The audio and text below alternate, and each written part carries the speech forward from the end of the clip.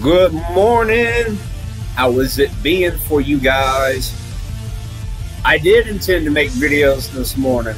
As a matter of fact, I was supposed to be making a video going on about the Mercury 2 PDA logs, but I had to sleep on it because I had so much I wanted to say.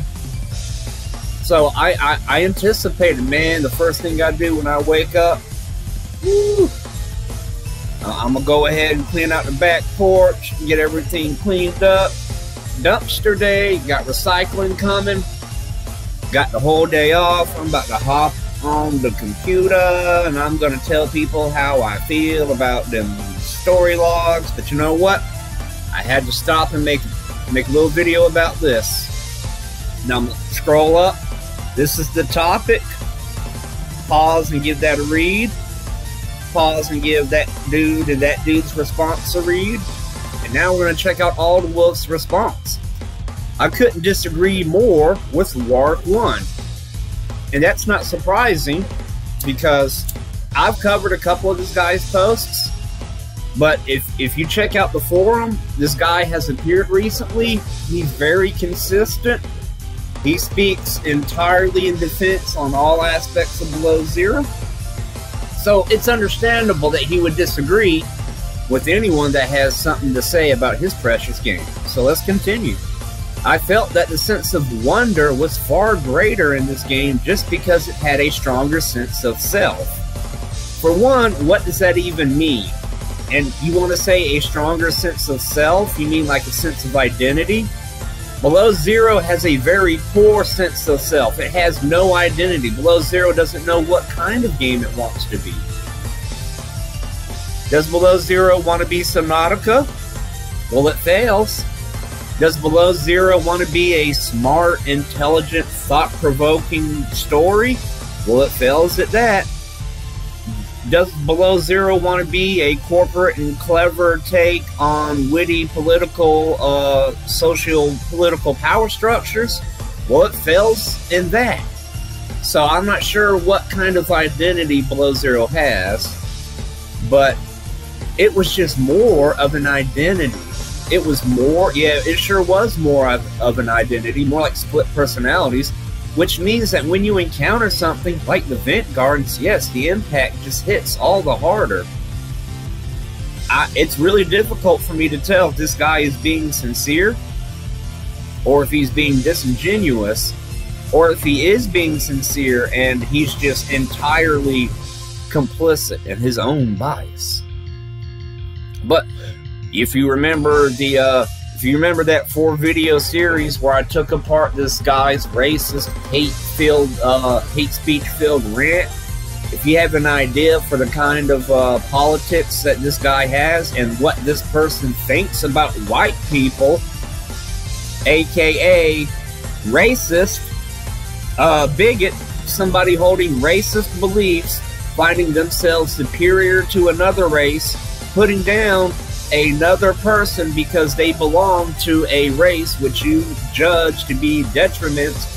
So if you're the kind of person that hates white people, if you're an SJW, if you're a terrorist, if you have $250,000 in student loan debt, then yeah, I think you would like Below Zero more than Subnautica. If you're a garbage human being, you would like a garbage game.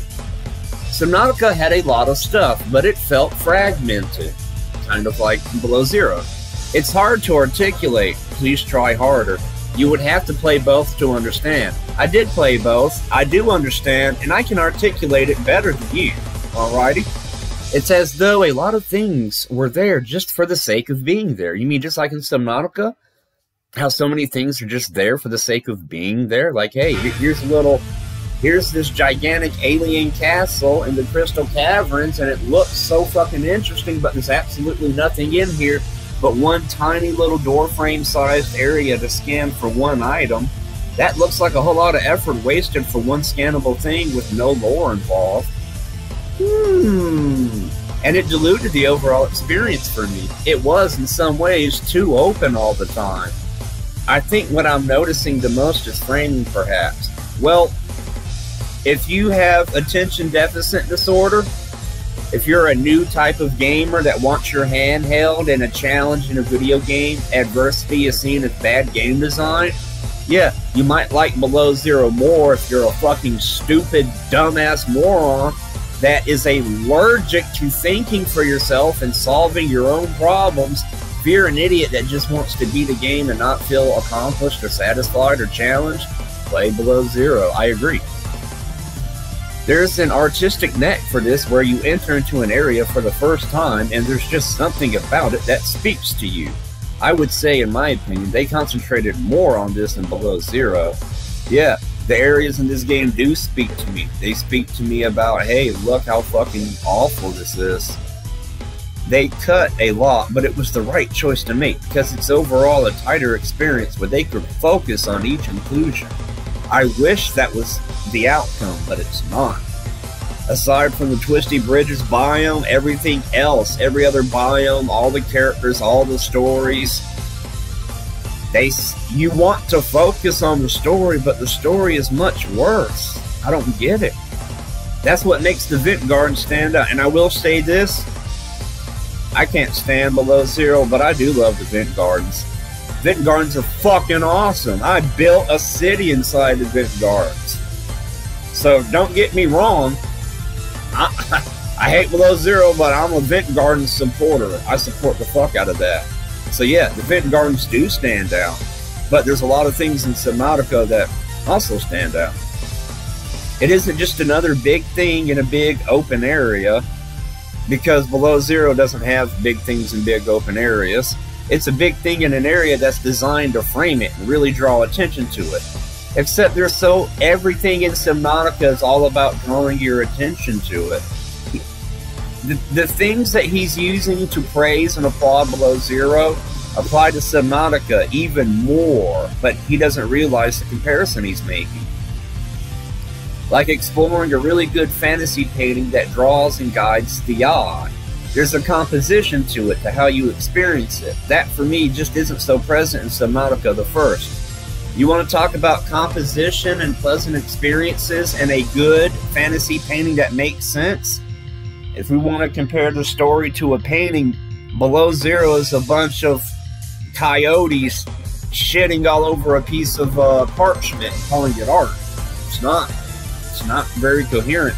On the flip side, there are those who are disappointed that the second game isn't all huge and open all the time.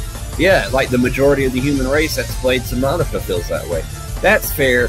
Everyone has very different desires and perspectives. It's just that for me, when I see a Leviathan there, it matters more. The ways in which you move, interact with the environment, hiding from the shadow Leviathans and crystal gullies, that sort of thing.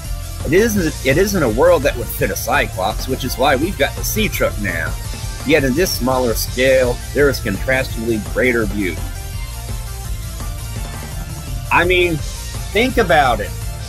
Everyone's been shitting on the game lately. New and new people playing the game, crapping on it, and then all of a sudden this guy, this pseudo-smooth, brain-lit, intellectual, try-hard wannabe shows up out of nowhere, spewing blood out of his bleeding rectal fucking shitting fecal wart chute, the butthole, spewing all this angst and rage, trying his goddamn best to stand up for the game.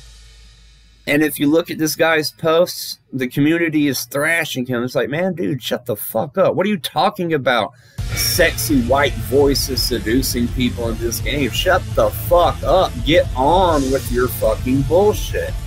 This guy is a shill. And that's the best case scenario. The best case that this guy could hope for is that he's being paid or encouraged to do this. If this guy is just some normal, if this guy is just a player that has nothing to do with Unknown Worlds Entertainment, and he really does believe everything he says, that's even worse. It's one thing if you're dumb and stupid for a motivated reason, but if you're just dumb and stupid because that's the way you are, that is sad. And there's that last little post and one more post, and check that out. And man, I had to make a video, but now I'm gonna jump on the Mercury 2 logs. Y'all tidy up and get ready for that. Woohoo!